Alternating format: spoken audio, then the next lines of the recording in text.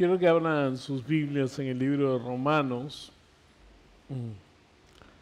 capítulo 5.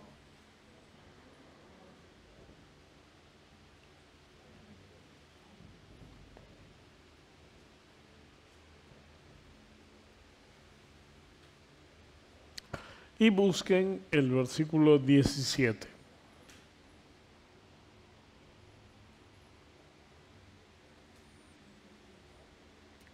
Romanos capítulo 5, versículo 17.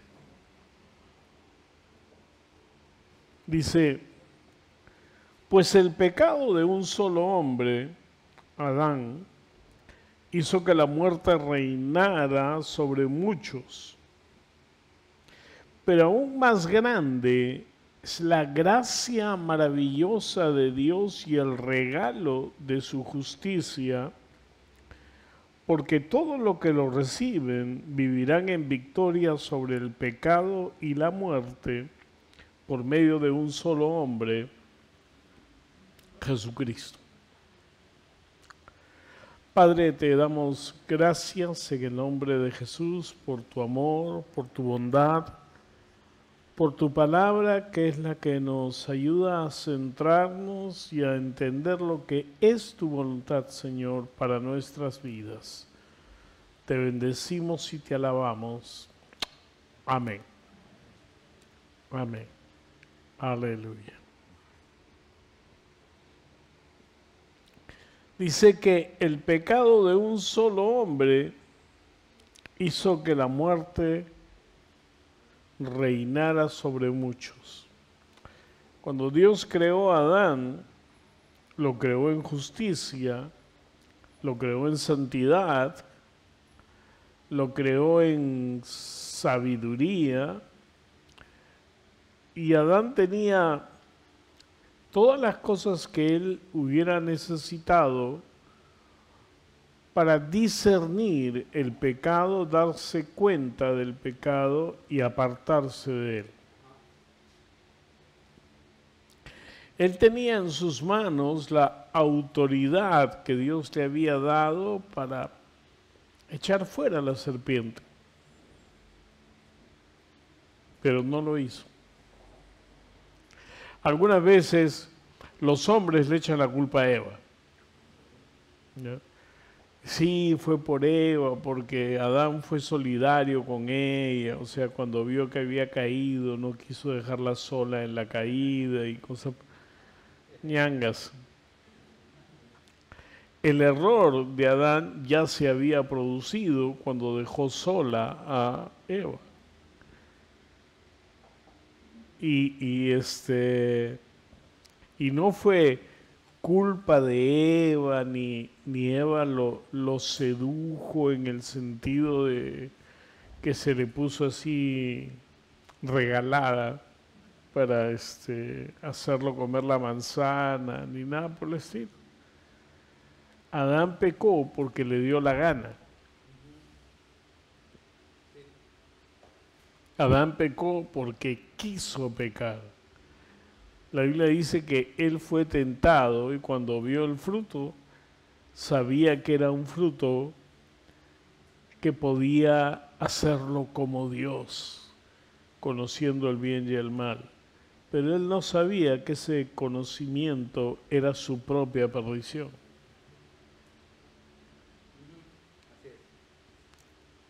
¿Por qué iba a perder su lugar con Dios? Cuando Dios les habla en el huerto, la recrimina a Eva, pero a quien hace responsable es a Adán.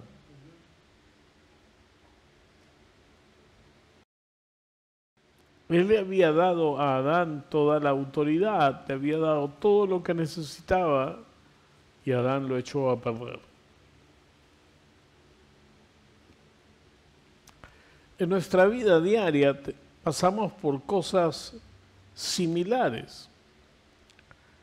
Dios nos ha dado todo lo que necesitamos. Acá dice que mucho más grande es la gracia maravillosa de Dios y el regalo de su justicia, porque todos los que lo reciben vivirán en victoria sobre el pecado y la muerte en el nombre de Jesús. La gracia, el favor inmerecido de Dios ha sido derramado sobre nosotros. Su justicia, que es la declaración de no hay nada que pagar, de que no hay nada que cubrir, de que todo está cubierto, de que somos inocentes delante de Él, está dada. La justificación es un veredicto legal hecho en un tribunal, y Dios es quien nos ha declarado justos cuando Jesucristo tomó nuestro lugar. Entonces, nosotros tenemos las cosas que Adán tuvo y mucho más. Porque en realidad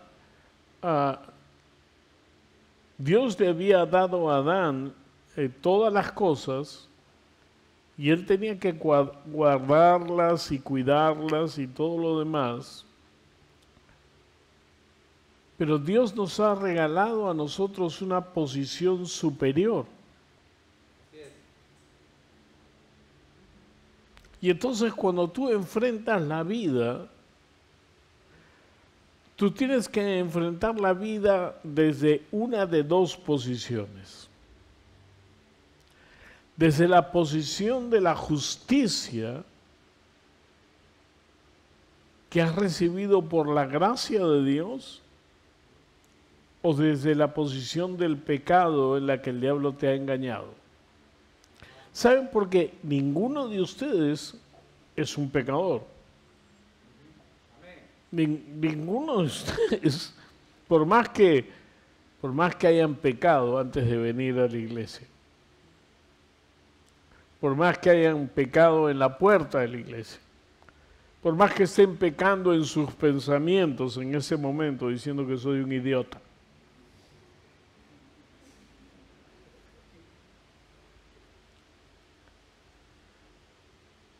por más que hayan hecho todo eso o estén haciéndolo, quiero decirles algo: ustedes no son eso. Dios no los ve así. Fíjense bien lo que dice: porque más grande es la gracia de Dios. Y es más, dice la gracia maravillosa de Dios, que es la que nos ha llevado al perdón, nos ha llevado a la restauración, nos ha llevado a la libertad, nos ha llevado a la plenitud del contacto con Dios, nos ha llevado a la justificación, nos ha llevado a todas las bendiciones que Dios preparó para nosotros a través de Jesús. Pero sin embargo, muchas veces todavía pecamos. Sin embargo, todavía muchas veces consideramos el pecado cuando nos sentimos tentados.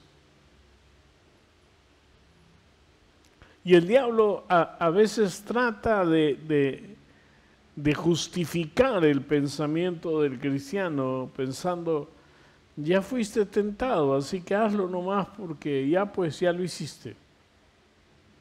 La tentación no es pecado. El pecado es hacerle caso a la tentación. Porque hay cosas en las que nuestro cuerpo, nuestra mente, nuestra alma anhelan, requieren, y pensamos que lo necesitamos y cosas por el estilo, pero no nos estamos viendo desde el ángulo que Dios nos ve. El día de ayer, mientras tomábamos desayuno, Una pastora estaba recordando algunas de las canciones que cantaba su mamá cuando ella era una niñita, y estamos hablando de años, y y doña Peta, Petita, que era la mamá de esta pastora, una creyente de muchos, muchos años. Ella era pentecostal, como le digo, de hueso colorado. O sea, y cantaba algunas canciones que son antiguas, son bonitas, suenan bien, pero son antibíblicas. Porque ahora mismo, en la mañana, yo recordé un himno que cantábamos en la primera iglesia a la que yo fui. Y la letra dice: lávame en tu sangre, Salvador, límpiame de toda mi maldad. Traigo a ti mi vida para ser Señor tuyo por la eternidad. Yo creo que ese es un buen himno para cantarlo cuando la gente está pasando adelante a recibir a Jesús. Pero no los creyentes. Los creyentes ya fuimos limpiados, ya fuimos justificados, ya fuimos santificados, ya fuimos, no seremos, ya fuimos. Amén. Entonces, no tenemos que estar lloriqueando o buscando que ay, Dios me perdone, Dios me libre, Dios me ayude, porque yo trato de caminar en santidad y no puedo. Yo recuerdo años atrás, yo estudiaba la Biblia y quería encontrar una verdad. Quería saber cuál era el secreto para vivir en santidad. Y himnos como el que acabo de cantar, yo los cantaba. Y los cantaba de corazón. Y lloraba cuando los cantaba porque era el anhelo de mi corazón. Lávame en tu sangre, Salvador, límpiame de toda mi maldad. Traigo a ti mi vida para ser Señor tuyo.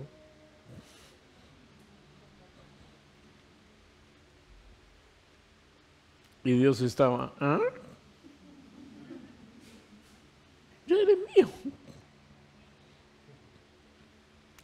Ya estás limpio. Ya fuiste justificado. Ya fuiste santificado. Y yo decía, yo quiero ser justo, Señor. Quiero encontrar la realidad de tu justicia. Yo no entiendo a David cuando él dice que tus mandamientos le son deliciosos. No, no me son deliciosos. Me son un estorbo. Tengo que luchar contra eso. En una pelea.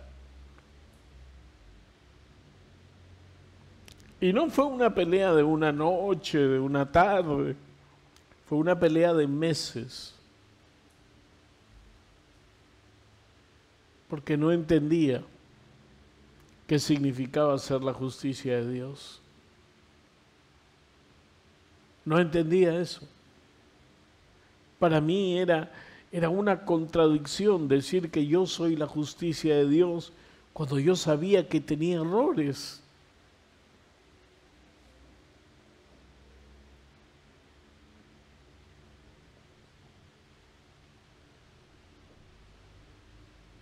Hasta que un día, y esto ya lo he contado antes, estaba yendo en un ómnibus a la casa de mi hermana. Yo me había ido a vivir solo. Y cuando me fui a vivir solo saqué cuentas y me di cuenta que tenía suficiente dinero para morirme de hambre media semana. Entonces, bendije a mis hermanas que estaban casadas, tenían sus casas, con mis visitas, ¿no? A mediodía, ¿no? A la hora del almuerzo. Y estaba yendo a la casa de una de ellas, pero estaba meditando en esto. Y de repente se iluminó la escritura.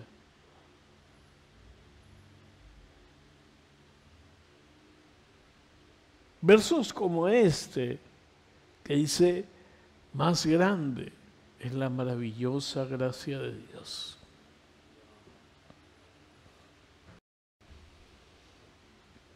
Encontrarte con su gracia es el evento más grande que un cristiano puede tener. Porque es libre. Y dije, wow, gloria a Dios. Y lo dije en voz alta y todo el ómnibus me escuchó. Y me puse a alabar a Dios y me bajé donde tenía que bajarme, cerca de la casa de mi hermana, pero no pude ir de frente a su casa. Comencé a dar vueltas a la manzana porque no podía callarme. No podía dejar de alabar y agradecer a Dios, de saber que Él me había limpiado de todos mis pecados. Oh, fue la libertad más tremenda que pude sentir.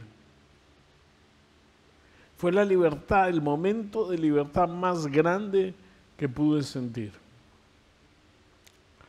Y comencé a meditar acerca de esto y la Biblia se me abrió como un abanico y comencé a ver una y otra cosa. Y yo decía, todo eso ha estado acá todo el tiempo.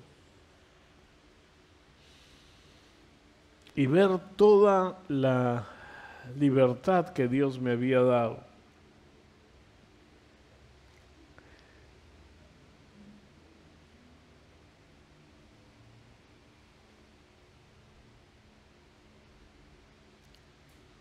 Cuando pude encontrar esto, pude saber que gracias a Dios no tenía que merecer nada. Que gracias a Dios no tenía que ganar puntos para que Él me bendijera.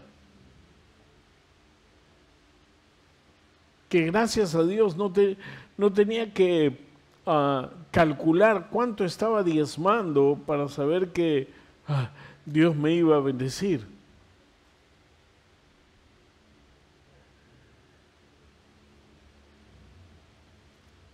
Comencé a ir más allá del diezmo. Saben, hace mucho tiempo que no calculo mi diezmo. Cuando recibo dinero, yo determino cuánto voy a dar, pero nunca es el diezmo.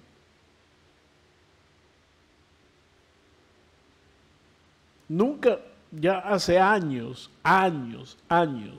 que no doy mi diezmo, doy más.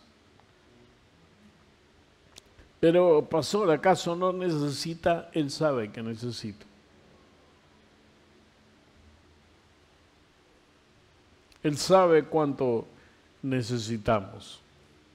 Él sabe qué necesitamos comprar, qué necesitamos hacer. Él lo sabe todo. ¿Y por qué me voy a preocupar yo? Si he quedado en sus manos, en manos de su maravillosa gracia, que cuida de mí, que cuida de tu familia, Cuando las personas pierden el miedo a diezmar, escuche bien lo que le voy a decir. Cuando las personas pierden el miedo a diezmar por miedo a que no le vaya a alcanzar, sino que diezman con libertad, siempre pueden encontrar un milagro. No diezmas con dudas, no diezmas y después está diciendo, Señor, necesito tanto, Señor, necesito tanto. No, diezmas sabiendo que Él te suple todo lo que te falta, conforme a sus riquezas en gloria en Cristo Jesús.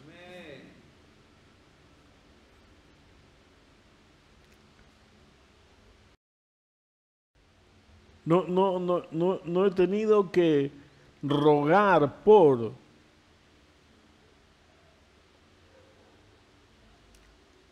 porque Dios ha suplido todo lo que nos falta. Y entonces, en esta libertad a la que Dios nos ha llamado, es en la que tenemos que vivir. Tenemos que vivir con una mentalidad de justicia y de gracia. De justicia porque sabes que no le debes nada a Dios. Porque Cristo Jesús ya pagó todo. No es entonces me voy a jaranear, me voy a fornicar, me voy a hacer esto, me voy a hacer lo otro, porque ya Jesús pagó. No, todo lo contrario. Voy a alabarte, voy a exaltarte, voy a darte la honra y la gloria, porque tú eres el Dios de mi satisfacción y el que me cuida y el que me guarda. Es decir, hacer una realidad tu comunión con Dios. Hacer una realidad las cosas que tú sabes que Dios quiere darte. Pero ¿cómo sé qué es lo que Dios quiere darte? Él quiere darte todo.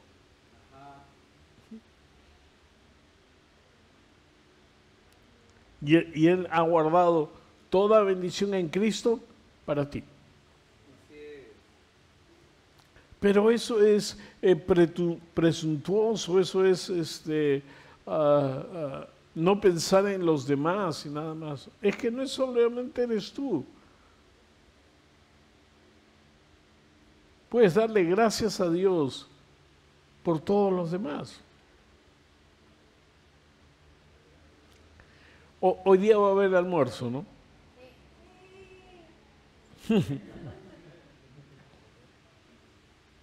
Hoy día va a haber almuerzo. Y es un almuerzo para el campamento de los chicos.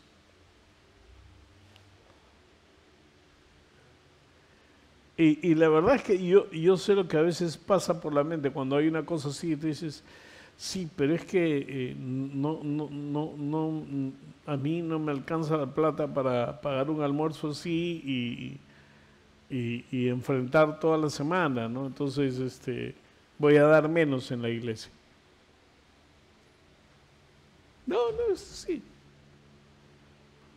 No es así.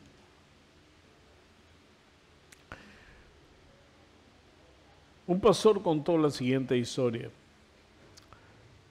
Él invitó al hermano Norval Hayes a predicar a su iglesia. Norval Hayes, que recientemente partió para estar con el Señor, era dueño de varias empresas. Era un hombre muy rico, pero era un maestro de la palabra. Y a él lo habían invitado para que predicara en la iglesia. Y a él le encantaba predicar sobre el diezmo y las ofrendas. Y bueno, cuando salieron del culto y estaban yendo a comer algo para dejarlo en el hotel y pueda dormir, El pastor le dijo, hermano Norbert, tengo que confesarle algo. Yo no diezmo. Entonces le dijo, ¿por qué? Porque tengo 7 hijos. Y lo que la iglesia me paga apenas me alcanza. Hermano Norbert se sonrió y le dijo, escúchame, quiero que empieces a diezmar. Diezma de todo lo que recibas. Separa tu diezmo y entrégalo a la iglesia. Y entonces le entregó una tarjeta y le dijo, si en el mes te falta algo, tú me llamas y yo te voy a suplir. Yo te voy a dar el dinero que necesitas. ¿Está bien? Él sabía que Norbert Hayes tenía dinero, así que, ok. Pasaron 5 meses y Norbert Hayes recibió una carta en la que le decía, hermano Norbert, estoy avergonzado.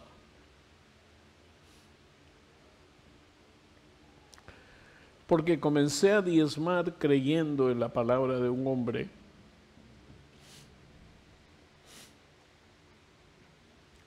cuando mi Dios me había prometido lo mismo. Comencé a diezmar y no nos ha faltado nada. Gracias. A veces algunos necesitamos empujones para creerle a Dios, empujones para ser honestos con Dios. La Biblia dice, hay 2 partes que son importantes en esto. En Malaquías dice, ¿robará el hombre a Dios? Ustedes pueden decir, ¿en qué te hemos robado? En vuestros diezmos y ofrendas. Ustedes, la nación toda, me han robado. Y entonces cuando tú piensas en una escritura así, te das cuenta de algo. Dios es quien nos da todo. Y por lo tanto es el dueño de todo. Pero Él solo quiere que le des el 10%.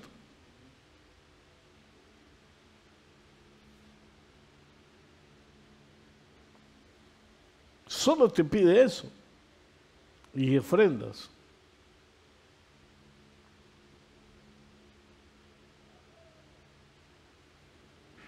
No quiere que te conviertas en un ladrón, porque todo lo que recibes, lo recibes por Él. Tu trabajo, los beneficios de tu negocio, todos son producidos por Dios.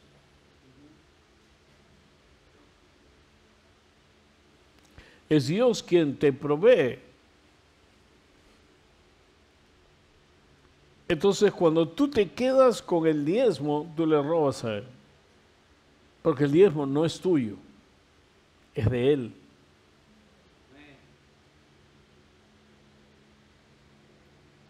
En algunas iglesias dicen, vamos a pagar el diezmo.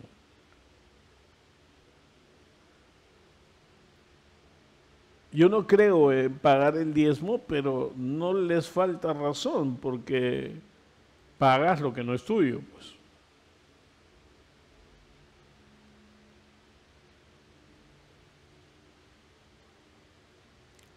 Pero es que está entrando muy poco dinero en mi negocio.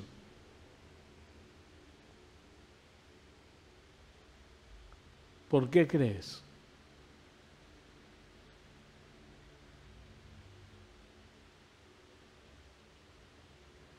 Simplemente no pasaste la prueba, pues.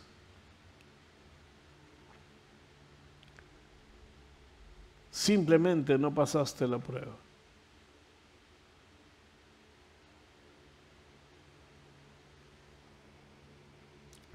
El señor Colgate, creador de la pasta dental, era un hombre pobrísimo, era un vendedor ambulante. Él vendía jabones.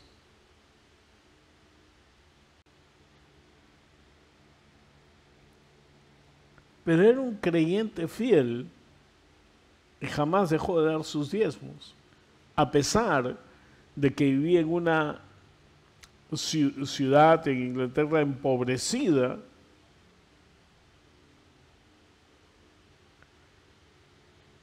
Nunca dejó de dar su diezmo. Entró a trabajar a la fábrica de jabones y comenzó a progresar en la fábrica de jabones y terminó comprando las acciones de la fábrica de jabones.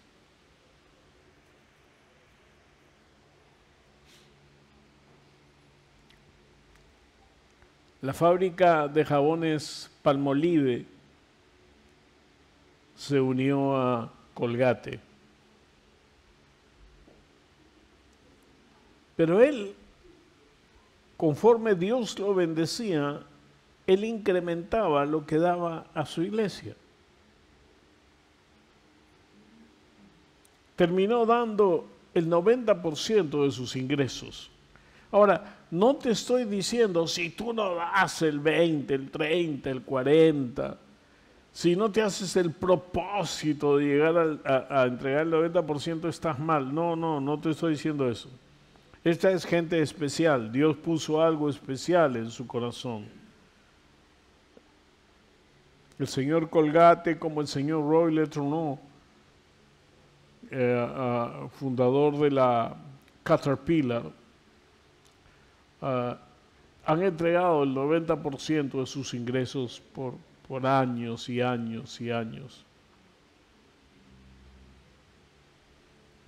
Porque son gente que ha desarrollado su fe de una manera especial, pero con un llamado de Dios. Entonces no puedes hacer algo que Dios no te ha llamado a hacer. Pero Dios sí nos ha llamado a dar nuestros diezmos. Dios sí nos ha llamado a caminar confiando en Él. ¿Por qué? Si te pones a pensar, no, lo que la gente dice, ¿por qué les interesa tanto el dinero en las iglesias? ¿Por qué están buscando siempre la plata, el diezmo? Dios tiene una lógica muy simple. El dinero ata al hombre. Muéstrame que no estás atado, te dice. Dame el 10%.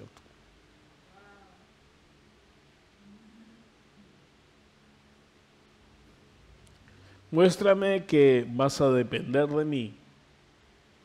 Dame el 10%. Y hay un montón de ejemplos en la Biblia acerca de dar, de personas que apenas tenían dinero, de que apenas tenían recursos, y Dios las puso en prueba. El profeta le dijo a una mujer que estaba a punto de morir de hambre, y le dice, cóceme a mí una tortilla de avena y dámela.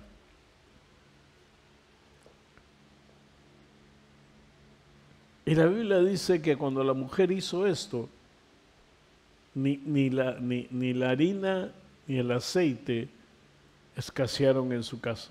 A pesar de que estaban en medio de una sequía, en medio de hambre, en medio de que no habían estas cosas, a ella no le faltó.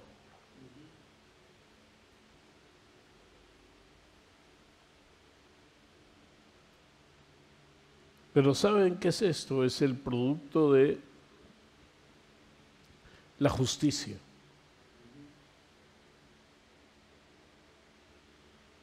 Yo creo que Dios suple lo que me falta conforme a sus riquezas en gloria. Yo creo que Dios cuida de mi vida y de mi familia. nos protege. Yo recuerdo cuando Daniel tendría 2 años, cuando se perdió en el club. Tendrían 2 años. Los habíamos dejado juntos en la piscina para niños a Daniela y a Daniel. En un club muy grande. En el club, ¿cómo se llama? El Cultural Lima, en Chorrillos. Y nosotros habíamos ido a caminar mientras ellos estaban en la piscina y Daniel se salió de la piscina y comenzó a buscarnos. Ahora, yo no sé cuántos conocen el club, pero el club es inmenso. Y comenzó a caminar por la cancha de fútbol, se fue y metió entre las flores. Bueno, siguió caminando sin rumbo por donde ya no había gente. En realidad, mi esposa estaba solo con ellos, yo me había quedado en la casa. Y yo había estado orando por un asunto que teníamos. Y el Señor me mostró, mientras estaba orando, a Daniel caminando solo por el club, pero ya en una zona que no había personas, que no habían terminado de construir y todo lo demás. Y entonces yo estaba orando y lo veo así, y le pedí al Señor que lo guardara, que lo cuidara y que, bueno, hiciera que alguien lo encontrara. Mi esposa ya había comenzado a buscar a Daniel por todos lados, hasta que una familia lo encontró y lo sacó al lugar donde estaba toda la gente y bueno, se lo entregó a María Elena. Y entonces, pero cuando yo estuve orando por eso, mi primera intención fue, me voy al club. Porque yo sabía que era verdad, se había perdido. Pero después pensé, si me has mostrado que se ha perdido, tú puedes cuidarlo. Y entonces oré por el cuidado y la protección de Dios sobre mi familia.